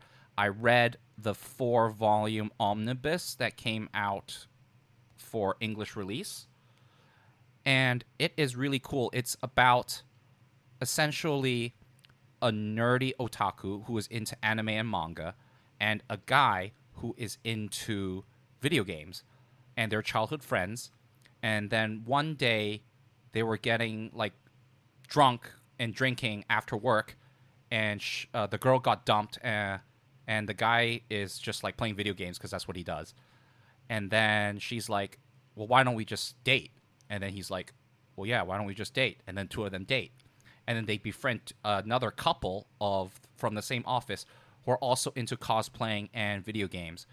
And it is done in such a way that is very adult-oriented with love and has a lot of funny tropes that utilizes whether it's about anime or manga itself or about video games in particular that I can really relate to, or anyone can really relate to.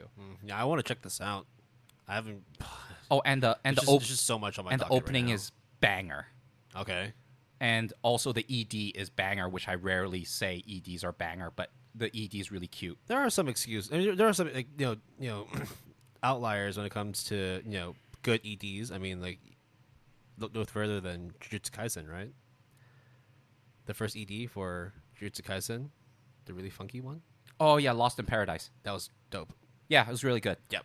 But I do want to check out Watch It Quiet at some point. Yeah, I mean, like we also have like those isekais that are like video game focused, right? Like Log Horizon, SAO, but like Sword Art Online, SAO, yeah, and Overlord kind of is a reverse one though, whereas he was in a video game, but then wakes up in a non-video game what's world. that? What, the Overly Cautious Hero or? Yeah, except Overly Cautious Hero is like a semi-video game, okay, but not really. It's like right. No, it's not so where it's like Log Horizon. Literally, it's like, oh, we have a mana system, and then like there's like a fight system for like SAO. No, they're actually in the video game. Right. SAO, they are actually in the video game. Yes, but like, how is Overly Cautious slightly different from it? Then is it just taking gaming? It's RPG, but it's not a video game. Okay, got it. It's like, oh, you have spells. Oh, you have levels. You have abilities, but you have grinding. Grinding, yes, because he's overly cautious. But there is no actually, this is a video game. Mm-hmm. No, this is you saving the world, but in different alternate universes. Yeah. Like SAO, like Sword Art Online, and of course, Log Horizon, they explicitly say this is a video game. Specifically for some of them, it's an MMORPG, which is massively multiplayer online role-playing game. Which is like World of Warcraft and Guild Wars. Guild Wars, I played as well. EVE Online. I played a little bit of EVE Online. I played Rift. More so World of Warcraft. But that was ages ago. Like, we're talking like years and years and years and years and years ago. But about MMOs, there is an anime produced very recently called Recovery of an MMO Junkie, which is available on Crunchyroll. And it's a very cute-ish story about a girl and a guy and a bunch of people playing a massively multiplayer online role-playing game, and it's a love story between the two main protagonists, and it's all right. That's what I would say. It's not a waste of your time, but there are better things out there. But if you're really into the whole like that sort of MMORPG video games, they do the trope justice. Because it's heavily ingrained into the anime, and they know what they're talking about. And also, the love story is kind of cute. Okay. Sounds... Oh, yeah, I mean, like, again, if I've got time and if I've got nothing better to watch, sure, I'll check out Recovery. MMO Junkie Recovery. Recovery of an MMO Junkie. The MMO Recovery of a Junkie. The Junkie Recovery MMO? That would be a pretty fun MMO. Just be you're truly a junkie and massively multiplayer online and trying world. To trying to get rid of your withdrawals and stuff. So you go to different like treatment centers and do your 12-step program. That's your 12 levels. How would you grind then? You just oh man, you grind the day away, man. Yeah, you just fight the urge to fight the urge, dude. Dude, we should make this video game. What are you talking about? We should. Oh. Will, we should stop this podcast and delete this episode and pitch this idea. Shit, we've said too much. Okay. If you heard anything, we were just, just shooting the shit, talking, joking around. We're not making a video game. We're talking about video games. And that's the end of our episode. Yeah, right? Yeah. Okay. But like, okay, now I'm talking about this though. Like, do you want to go back to playing video games? I mean, yeah, look, I'm just taking a break Yeah. because school is pretty tough right now. It's been a year since I turned on my PS4 and, for yeah, games. Yeah, same here. And I really like reading a lot of manga and watching a lot of anime. So even though I really do love video games to the point where I used to play at least an hour every day, it was also pretty expensive to buy new games all the time. And even used games are still pretty costly, even though the time investment is not necessarily bad. No, I mean, like, much in the way where it's like if you're watching an anime and you watch like 2 or 3 episodes, it's like what, hour and a half, depending on how you watch it. Video games, you can do the same, an hour here, an hour there, or you can just sit down and binge for like however the fuck long you want. And the cost is relatively high, but also the amount fixed, of hours. right? But also the amount of hours you can spend could be like over 100. Yeah, like you can buy like a JRPG and spend 100, 200 hours into it. It's up to you how you decide to enjoy the game. Yeah, just don't tell us about Gun Gal, okay? Yeah, keep that shit to yourself. We'd much rather you talk to us about visual novels than talk about your love for Gun Gal. We will pay you to not talk about Gun Gal. Dude, we don't have that much money. Everyone's just becoming in and saying, hey, yeah, fuck Gun Gal. Gun Gal's shit. I didn't But say then how we're going to pay you. Pay you in love. We'll pay you in bananas. No. Bananas cost money. We'll pay you in love and care. TLC, tender love and care, man. You can put a price on love. It's priceless. That's why there's infinite amounts of it. Man, I'm good, am I? you're way too wholesome for this world. Fluffy-kun. Okay, so any closing thoughts, Will, on video games, whether it is anime-inspired video games or anime about video games? Go. I mean, it's just kind of like tying back into the first thing I mentioned in this discussion, right? Like, why do we have so many of these anime video games that are just the same generic action RPG, hack and slash? Like, I don't know what it takes to have like an original game, but if there was like an anime that wasn't able to be a good original game, it probably already is a good anime, and I'll probably just watch it just as is. So I'm not really holding my breath. I think like there are some games I'll still like to play. Like I'll still play Fire Emblem. The JoJo games on Dreamcast was fucking dope. I played that before. But yeah, I think look, I like anime. I like video games. I don't necessarily have to play anime video games. I can keep the two separate. I think that when it comes to anime-inspired video games, as JRPGs, Japanese RPGs, and as fighting games, they are a big part of my interests when it comes to the type of video games that I play. Their mileage may vary, especially because fighting games doesn't necessarily have a fixed level of time investment. It could be infinite if you play it forever. And JRPGs are kind of have a long shelf life if you play it from beginning to end, or 100% it, or get everything. So completionist. So, but it's safe to say that anime and video games in certain instances go hand in hand, and there can be, and there has been, anime versions of their video game counterparts.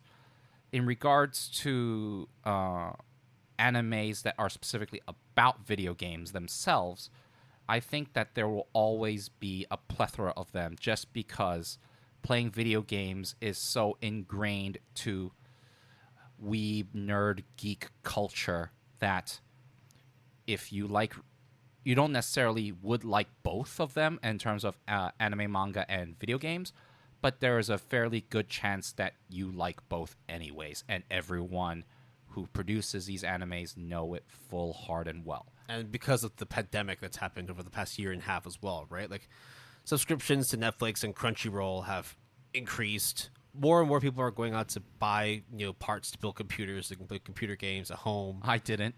Well, actually, that's why there's. That's why I took my break, actually. Yeah, but there's actually a huge graphics card shortage globally. So now it's like everyone's trying to that's build a whole other can of worms, yeah, buddy. But I'm just saying that the interest for playing video games, the interest for watching anime, just being at home, those two things. Where the fuck else would you do that? And right? needless to say that animes that talk about video games are they're more than what we've just said. I mean, if I can name drop just a couple but not really talk about it, there's like, we talked about Log Horizon, right? But then there's also the Dot Hack series, which is the OG isekai in many ways. Yep. In terms of video games. There's Excel World, which I think has 2 seasons. But the problem with those, I have not seen. I've seen some Dot Hack, but they were so long ago that I don't really remember too much of it. Excel World I haven't seen yet, but it's on my plan to watch. When I'll get to it, I don't know. There is a very cutesy slice of life show called New Game! That's about a bunch of girls in an all-female video game studio. But you're better off watching a bunch of girls doing cute things in other anime, or watching a really hardcore anime about video games, because New Game extracts both realms but doesn't execute exceptionally well on either of them, like jack of all trades, master of none. So I feel like that is all. What you got, Will? I think that's a pretty good summation of what we expect from anime, video games, and anime. I love anime Or video anime games. Video anime. Well, then wait. So it would be like games, anime, video. You're hurting my head right now. You're hurting my brain. Video games, anime, video games. I think those are the combinations, right? Anyways, our music intro is Green Lights by Jahzzar. Our break music is Min 2019 by minwbu. Our outro music is What You Thinking, the instrumental version by Wataboy. You can find the intro music at the freemusicarchive.org. You can find our break and outro music at pixabay.com. You can always reach us through our email at gapalette@gmail.com. That's GAPALETTE@gmail.com. All lowercase, one word. You can reach us at Twitter at PaletteGood, capital P, capital G. Or you can reach us through Facebook, www.facebook.com/PaletteGood, capital P, capital G. You can visit our website at www.goodanimepalette.com, all lowercase, all one word. Or you can join us on Discord through our Discord invite link in our show description, or just email us and we will gladly give them to you. And who knows, if you join our Discord server, we might not only watch anime and read manga. Actually, you can't read manga together, I guess. You can watch anime together, and also we can play video games together, I guess. We will not play Galgun with you. Oh, yeah, if you stream that shit, permaban. Game over. Don't try it, dude. Game over. Please try again. Actually, do not try again. Yeah. We understand. Better luck next time. Yeah. Except there's no other time. Wait, actually, speaking of which, where does No Game No Life fall into this? Because oh god, okay. So the games are not video games, right? Yeah. The games are like chess. The games are like rock, paper, scissors. The games are like that word game as well. Shiritori. Yeah. Shiritori? Yeah. So I would say it's not video games. Although they did get like sucked into a monitor. It's just basically a gamified world. But it's cool. I like No Game No Life. Hey, but if you like video games, you do have a life, okay? Yeah. So, look, pandemic's still in season. Go ahead, stay at home, watch anime. When you're bored of that, play video games. And when you're bored of that, watch more anime and read more manga. Or, watch anime and read manga about video games. Vice versa. All right, cool. I think that's it. Yep. Hopefully we can catch you guys either on on Twitter, on Discord. But either way, stay safe, and we will catch you very, very soon. Peace out.